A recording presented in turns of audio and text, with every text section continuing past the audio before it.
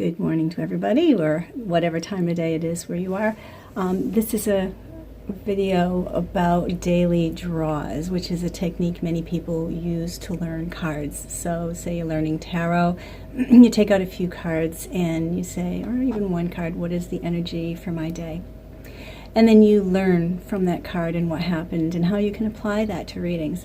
So with Lenormand, people are doing this, and you take maybe 2 cards or 3 cards and you can see like what's going to happen in my day, and then you can learn at the end of the day what it is.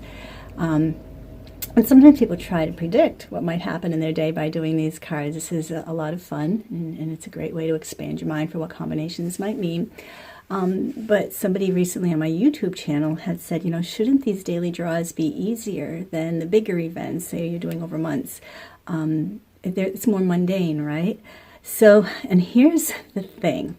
So daily draws are much more difficult to predict than, say, the larger events. If you're doing a larger event, so say you put out an entire grand tableau. So we're now talking 4 6 months, or whatever it is you decide that time frame is, a year.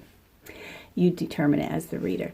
The cards tend to be so accurate as whether finances are up or down, or this is lost, or the love is this, and the relationships are that. It's really super clear, even so much as it can tell you a story, this, and then that, and then this, and then next this happens, and it's almost like turning the pages of a book, and you can see the sequence of what's happening in your client's life. It's an amazing and wonderful experience.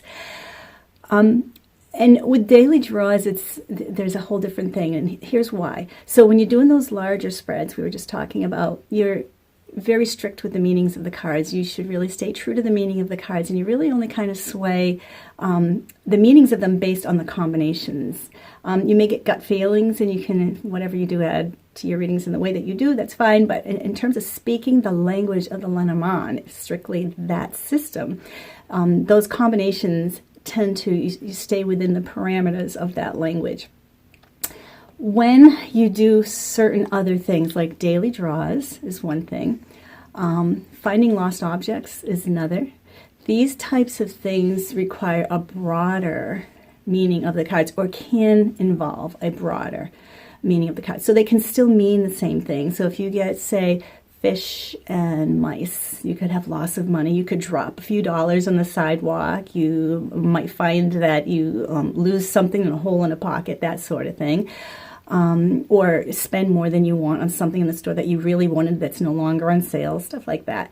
But it also could mean something broader. It could mean literally like a fish that you went fishing and it got away if you happen to go fishing that day.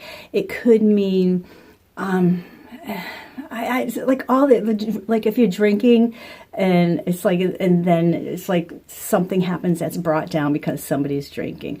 But there are those mundane things, the meanings of them get bigger and broader. And then sometimes they're even like, I had, if I got the ship and the mountain one time, it really came down to I could not find a parking spot. Okay, so that's not something you would typically get in a grand tableau. But in something like those mundane ones, you've now got like a few more meanings. So if you're doing daily draws, I'm going to give you some tips to help them be better for you. So first of all, don't throw out 5 cards or 9 cards or something crazy like that, because this is a very short period of time. So you're just trying to learn a little bit about it.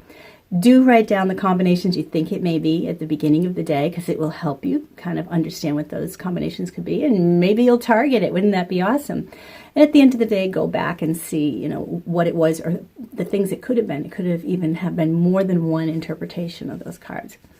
But better than that, and this is how we do readings when we're doing those small spreads, ask a question. So ask a very specific question and use those cards to interpret it, and then see how they came out. And that's a better way to predict if you're using it for the means of predictions.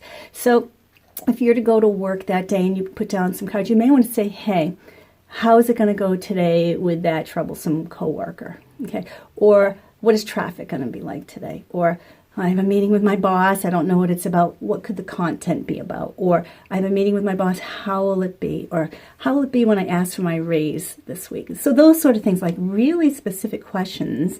If you want to ask a yes or no on how things will feel or what will happen, that sort of thing, and then make an interpretation, because that will it'll narrow down those cards to not only the short combination that it is, but the short period of time that it's happening in, because you're going to have all kinds of things happening to you all day.